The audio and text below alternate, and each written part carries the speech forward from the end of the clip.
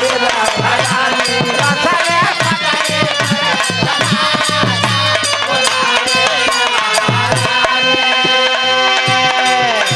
एक 500 रुपए का पुरस्कार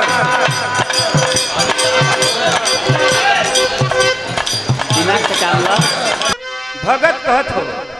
कि अरे मैया पीड़ा वाली आजा, मैया पीड़ा वाली आजा, बुलावे तेरा लाला। मैया पीड़ा वाली आजा, मैया पीड़ा वाली आजा, बुलावे तेरा लाला, बुलावे तेरा लाला, बुलावे तेरा लाला,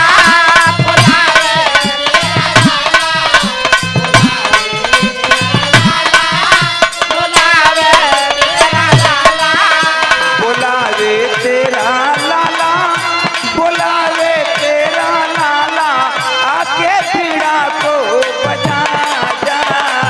बुलावे तेरा